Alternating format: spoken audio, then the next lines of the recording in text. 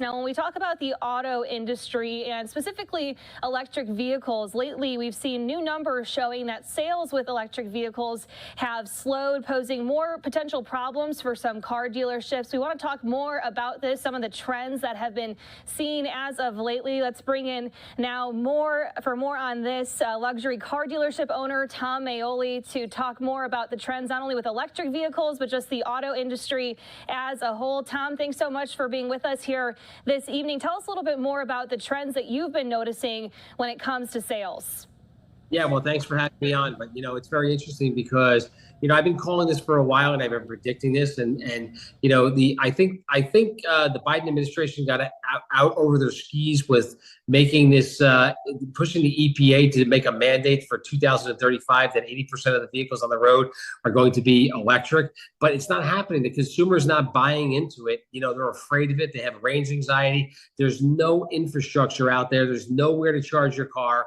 And if you do charge your car, it takes you 20 minutes to a half hour to get to 80%. And if you want to get from 80 to 100, you're talking about an hour. And, when you pull up to a pump, you can fill up your car and you're out within, 4 minutes. And, when you pull up to a charging station, now you got to wait a half hour or maybe an hour if you want to get to 100%. That's a world of difference. And, I was in Washington a couple of weeks ago, and, I was with a bunch of lobbyists, and we were talking to congressmen and senators, and they really they were clueless as to what was going on.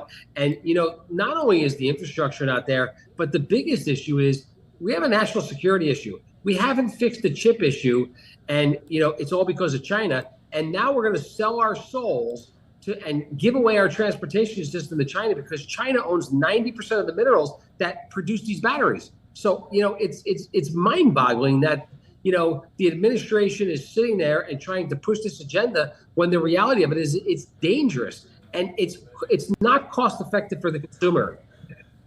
Yeah, and you touched on a lot of it there, some of the concerns that a lot of car buyers have when they come in. So for someone who comes in, say I'm coming in to look for a new car, I have questions, I'm interested in learning about purchasing an electric vehicle. Are you telling them most of the time that some of these cons might be outweighing the pros here? Or what are some of the main things that people really need to consider when it comes to EVs?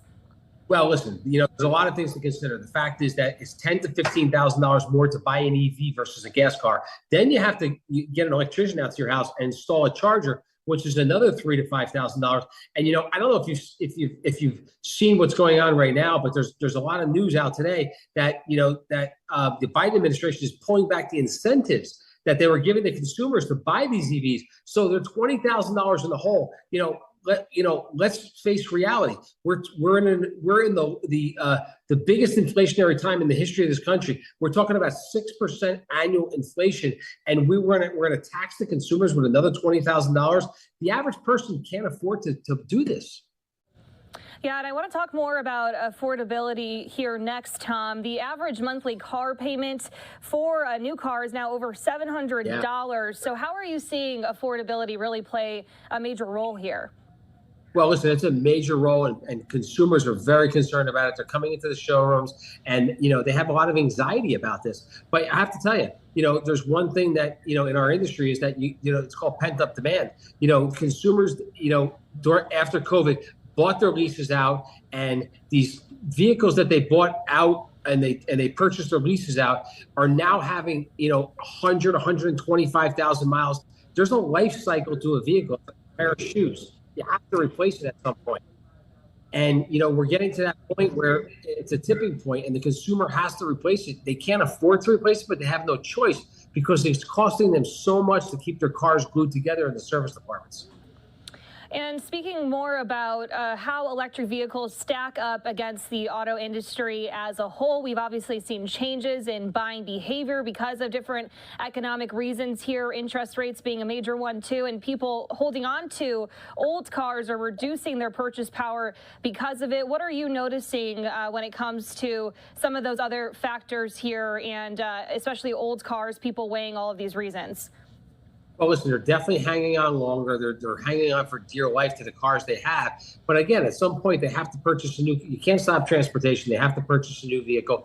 But what's happening is they're going downstream. So they're driving a Lexus today, and they can't afford the Lexus, so they're going down to Honda, or they're going down to Toyota. So they're going downstream.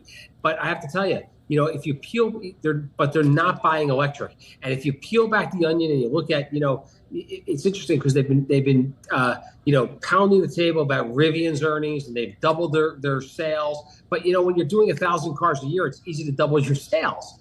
You go from 1,000 to 2,000. When the SAR is 17 million cars a year, new cars that are sold. So 1,000 to 2,000 is really not a big jump. But the big issue is the consumers are not buying electric. They're not buying into it. And the manufacturers are in a little bit of a panic because they don't know what to do with these vehicles. They're sitting on the lots. Their incentives are being pulled off them by the government. And I really think we're hitting a brick wall with this whole electric vehicle. And I think the mandate's going to be repealed. There's an attorney general from West Virginia who actually has 25 states signed up, and he's about to go to the Supreme Court to fight this EPA mandate because he's saying it's illegal. They didn't go to Congress. They didn't go to the Senate. They've got no votes. What the Biden administration did is what they do very good is they do an end around. They went an end around. They got the EPA to issue this mandate, and it's illegal.